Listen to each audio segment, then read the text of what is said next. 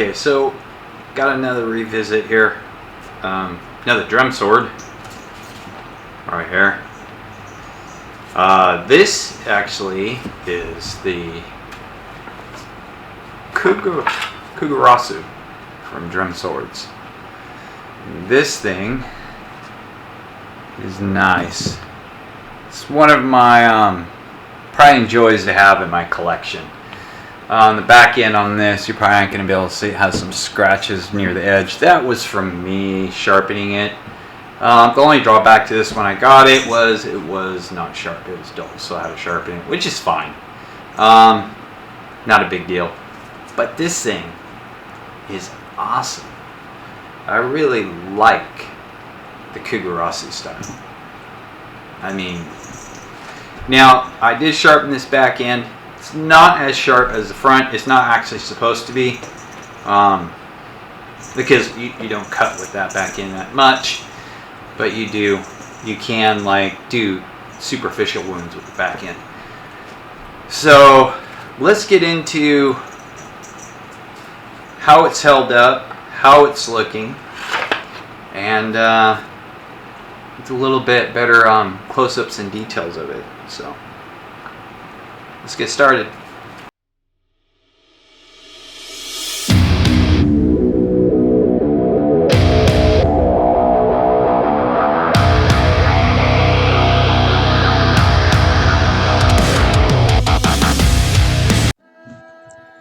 Okay, as the title card suggested, this is just an overview look of the kogarasu from Dremswords. And I like it. We're going to get into some close-ups of it. But other than that, it does really nice. Really like this kogarasu. I would love to get more. They're just hard to find sometimes. But let's take a closer look at some of this.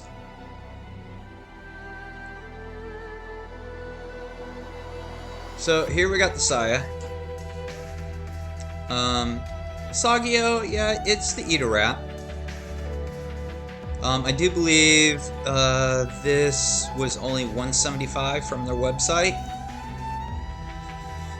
But the saya's done nice, never had to shim it. And you can see it's got blue speckles in it. Now, you can't really see it unless you have really good light.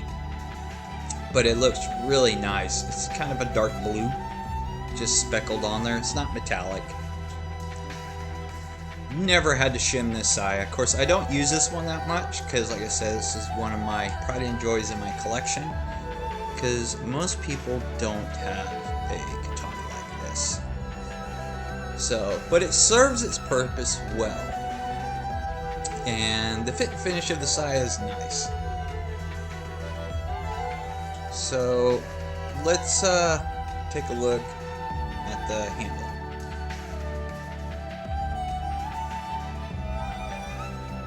So here's the ska. There's the fuchi. The Minuki's done kind of nice. Again, it's a little muddy. Real Samigawa. Now you can see the Ito wrap here on this too is all nice and even. There's no ledges from the fuchi. Now the kasha, there is kind of a lip from it, from the Ito, but it's wrapped around it, which I really appreciate. I've always said this and never had a problem with it like that. So, yeah, I really do enjoy that. There's the Ito wrap again. Nicely done. I like it. I like it a lot. A little fuzziness. But trying to get a better look didn't work. Here's the Suba. It's a typical crane Suba that you see. Nothing fancy about it. It's just a casting, pretty much. It has a high gloss on it.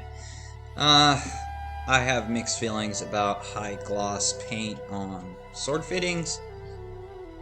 It doesn't really take away from it, but On some swords, it just makes it look toyish. And doesn't work very well. Kind of like my Murasami, it has high gloss and doesn't work with it. But this, it doesn't hinder it. So now the blade, which everybody's waiting for, I know that. So the blade is a 1095 through hardened. And it's done nice. The bohies are done really nice. No ripples in it. Very straight. The red light that you're seeing on there, unfortunately, I'm trying to get rid of that. It's my sensor on our new camera. So it's kind of annoying. But overall, they did a really, really nice job on this. I would like to see what a differentially hardened one looks like. Now we're transitioning to where it's a double-edged sword. And the transition is really even. It's done nicely. Trying to get this one in focus. It doesn't... It's giving me difficulties today. But there's a lot of reflection, unfortunately, in the blade. But this thing has never taken a set, never rolled, never chipped. It's a fairly well done 1095 blade for it just being through hardened. Now, like I said, this sword was not sharp when it came. I had to sharpen it, which is fine. Both sides. And then there's the tip. And it's got a nice shape to it, nice point, everything. But if you can get one, I would say definitely try kogarasu out. They're, I'd say, a little bit lighter than Inakubi. And Dremswords nailed it with this one. So, yeah.